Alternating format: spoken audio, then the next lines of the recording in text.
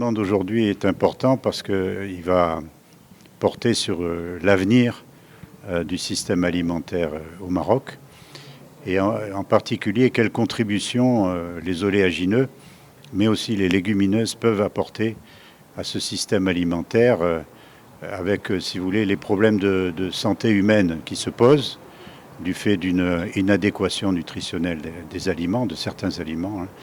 Et le deuxième problème, évidemment, c'est le changement climatique qui fait diminuer les rendements et qui compromet les récoltes, avec les événements qui détruisent les récoltes, etc. Et puis il y a un troisième problème aussi, c'est l'avenir de l'agriculture familiale. Parce que, évidemment, nous avons un modèle industriel qui va vers la concentration des entreprises pour avoir de la performance économique, mais en même temps, vous avez des laissés pour compte.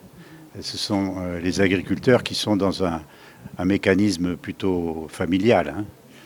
Et donc l'avenir est plutôt, à mon avis, et puis de l'avis de nombreux chercheurs, du côté de ce qu'on appelle la transition agroécologique. C'est-à-dire qu'il faut changer notre façon de produire, mais aussi de consommer les aliments. Par exemple, un peu moins de viande, un peu plus de légumes, un peu plus de légumineuses, justement, pour apporter des protéines. Voilà, il y a cet ensemble de choses. Et au niveau de la production, plutôt que d'utiliser de façon massive des intrants chimiques qui sont nuisibles pour l'environnement, eh bien, on va utiliser la biodiversité pour lutter contre les ennemis des cultures, les prédateurs, etc. Donc nous avons beaucoup de solutions qui sont au stade du laboratoire, mais aussi de l'expérimentation.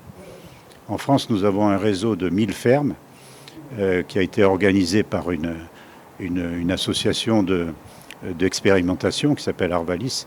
Donc un réseau de 1000 fermes qui, sur le terrain, avec les agriculteurs, mais aussi les ingénieurs, fait de l'expérimentation du modèle agroécologique et nous sommes en train de démontrer que les performances en termes de rendement se rapprochent de l'agriculture conventionnelle avec un bénéfice que j'ai indiqué, c'est-à-dire il y a moins de dégâts sur l'environnement et puis il y a également des possibilités de faire progresser le revenu des agriculteurs par la diversification des productions.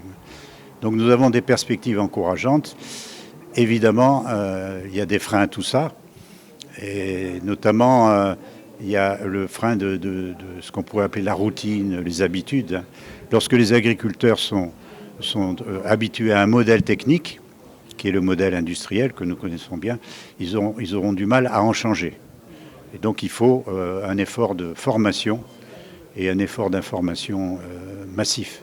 Mais nous devons aller dans ce sens pour nourrir durablement l'humanité et les Marocains. Alors il s'agit d'une conférence de presse organisée dans le cadre du programme Maghreb Oléagineux, qui est un programme qui est initié par Terrinovia avec tous les acteurs de la filière marocaine des oléagineux et en particulier son interprofession, Foléa, mais aussi le ministère de l'Agriculture et l'ONCA, l'Office national du Conseil agricole, qui dépend du ministère de l'Agriculture et avec qui on travaille en étroite collaboration pour apporter des formations de terrain auprès des agriculteurs, mais également auprès des décideurs, pour les sensibiliser à l'intérêt d'un développement des filières oléagineuses, à la fois dans le cadre de la stratégie du gouvernement, d'une amélioration de la performance du secteur agricole, mais également des effets économiques positifs que cette filière peut apporter. Après, effectivement,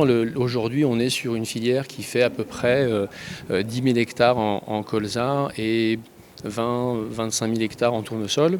Dans les objectifs fixés par les pouvoirs publics et l'interprofession sont de 80 000 hectares en tout pour l'horizon 2030.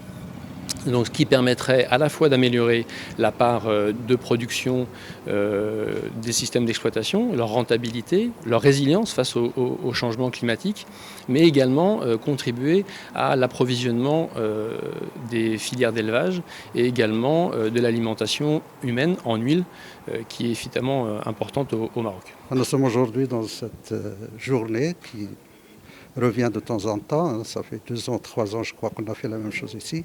C'est juste pour actualiser un peu nos connaissances et nos concertations et nos surtout nos partenariats avec nos partenaires, qu'ils soient nationaux ou internationaux. Donc c'est une journée qu'on va discuter un peu de la problématique des graines oléagineuses au Maroc, sachant très bien que le Maroc, c'est l'un des pays qui a fait beaucoup d'efforts pour que ces cultures soient développées. Depuis les années 80, évidemment, il y avait des hauts et des bas, mais je crois que depuis quelques années, depuis 2013, avec l'arrivée du plan Maroc vert, il y a quand même, disons, une réactivation de ce secteur et avec des objectifs, et qu'on termine maintenant l'ancienne stratégie et on commence dans la nouvelle stratégie Génération Green qui va durer jusqu'à 2030. Évidemment, ça sera des objectifs qui seront poursuivis avec des améliorations en tenant compte des acquis, mais en tenant compte aussi des faiblesses qu'on a constatées depuis 2013. Par exemple Oui. Par exemple Oui, les faiblesses, ce qu'on a constaté, c'est surtout les conditions climatiques. Les conditions climatiques qui jouent un rôle primordial. Et puis aussi l'environnement économique avec la libéralisation du secteur, etc., qui fait que nos cultures, notamment le tournesol, qui est historique, ça devient de moins en moins compétitif par rapport à nos importations. Donc il faut que tout le monde s'y met, y compris l'État, la profession, les agriculteurs, etc., pour que cette culture puisse être compétitive avec un revenu rémunérateur pour les agriculteurs.